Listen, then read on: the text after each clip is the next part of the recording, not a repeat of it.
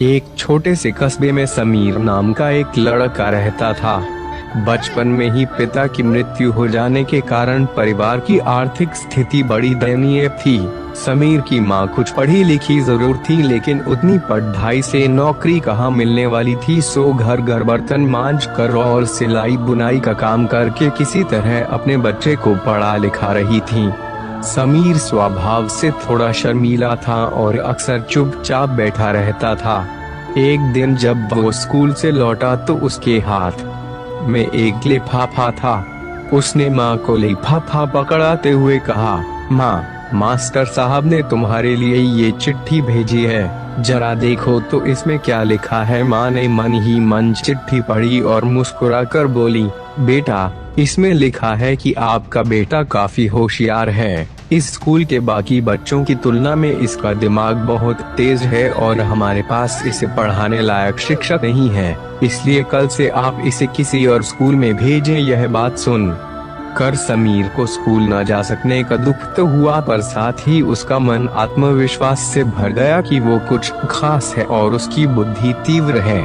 माँ ने उसका दाखिला एक अन्य स्कूल में करा दिया। समय बीतने लगा। समीर ने खूब मेहनत से पढ़ाई की। आगे चलकर उसने सिविल सर्विसेज परीक्षा भी पास की और IAS ऑफिसर बन गया।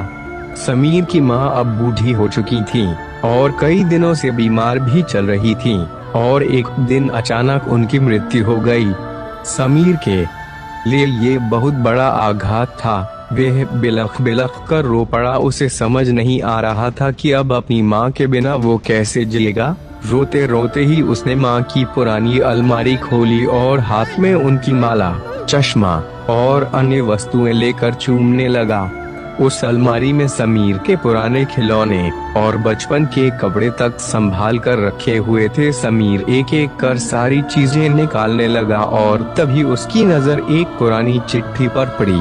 दरअसल ये वही चिट्ठी थी जो मास्टर साहब ने उसे 18 साल पहले दी थी। नम आंखों से समीर उसे पढ़ने लगा। आदरणीय अभिभावक, आपको बताते हुए हमें अफसोस हो रहा है कि आपका बेटा समीर पढ़ाई में बेहद कमजोर है और खेलकूद में भी भाग नहीं लेता है।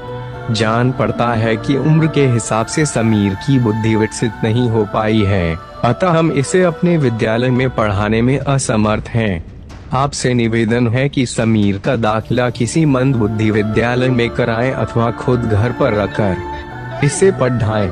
सादर प्रिंसिपल। समीर जानता था कि भले अब उसकी माँ इस दुनिया में नहीं रही, पर वो जहाँ भी रहे उनकी ममता, उनका आशीर्वाद सदा उस पर बना रहेगा। दोस्तों, रुडयार्ड किपलिंग ने कहा है,